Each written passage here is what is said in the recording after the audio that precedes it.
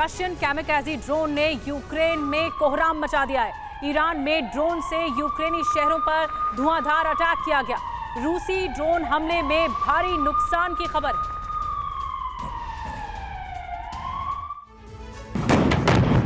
Donbas region में रूस और यूक्रेन के बीच भीषण जंग जारी है। रूस और यूक्रेन की सेना एक दूसरे पर ताबड़तोड़ फायरिंग कर रही है। आमने सामने की जंग में दोनों देशों का काफी नुकसान हो रहा है। इसके बावजूद बैटलफील्ड में विध्वंसक जंग जारी है। रूस की सेना ने पोर्ट सिटी ओडेसा में भीषण हमला किया। रशियन आर्म्ड फोर्स ने ओडेसा में यूक्रेनी कमांड पोस्ट को टारगेट करते हुए हमला किया। रूसी सेना ने यूक्रेनी पोस्ट पर हमले के लिए ईरान मेड कामाकाजी ड्रोन का इस्तेमाल किया। कामाकाजी ड्रोन के हमले में यूक्रेन पोस्ट में जोरदार धमाका हुआ। पोस्ट में आग लग गई। हथियार और गोला बारूद धू-धू कर जलने लगे। देखते ही देखते सब कुछ खाक हो गया। रूस का दावा है कि पोस्ट में यूक्रेनी सेना ने काफी मात्रा में गोला बारूद रखा था, जिसे ड्रोन अटैक करके तबाह कर दिया गया।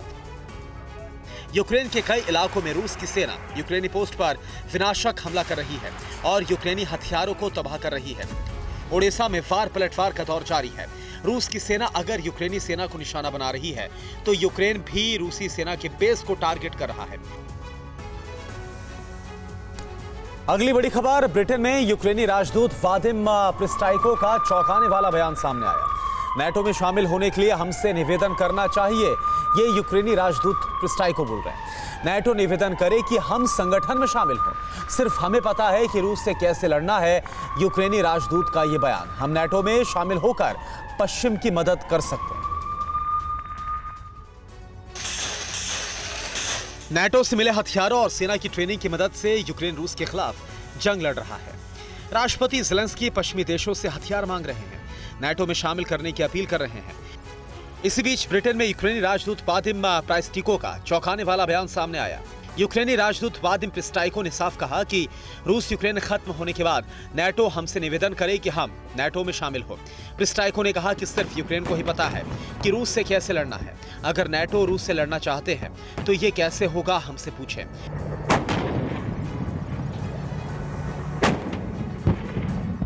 यूक्रेन के पास रूस से लड़ने की टेक्निक है।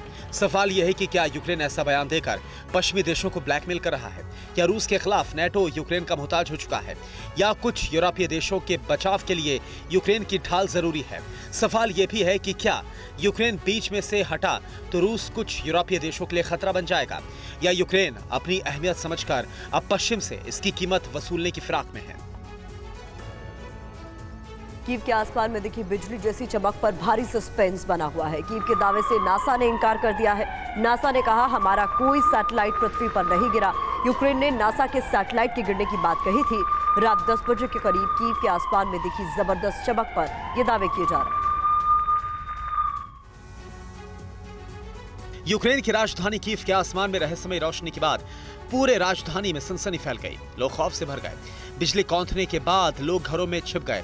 कीव को ऐसा लगा कि रूस ने राजधानी पर बड़ा हमला कर दिया। रूस ने कीव पर खतरनाक बम का इस्तेमाल किया है। इन्हीं आशंकाओं के बाद यूक्रेनी सेना भी अलर्ट मोड में आ गई। दरअसल बुधवार की रात 10 बजे कीव के आसमान में जोरदार बिजली कौंधने जैसी चमक दिखी। रोशनी इतनी तेज थी कि पूरा शहर चौंक गया। किसी को समझ नहीं आया कि थोड़ी ही देर बाद कीव प्रशासन ने बयान जारी करके कह दिया कि नासा का कोई सैटेलाइट नष्ट होकर गिरा है। कीव से बयान आने के बाद नासा भी एक्टिव हुआ और कहा कि हमारा सैटेलाइट नहीं है, हमारा कोई भी सैटेलाइट नष्ट होकर पृथ्वी पर नहीं गिरा है। जिस सैटेलाइट के गिरने की बात हो रही है वो ऑर्बिट में सुरक्षित है। सवाल यह है कि अगर ये सैटेलाइट नहीं था तो ये रोशनी क्या थी? कीव के आसमान में चमक किसकी थी? क्या रूस की ओर से कोई बड़ा हमला किया गया, या रूस या पश्चिमी देशों ने किसी खतरनाक हथियार का इस्तेमाल किया, या नासा कुछ छिपा रहा है? कोई एस्ट्रोनॉमिकल घटना थी?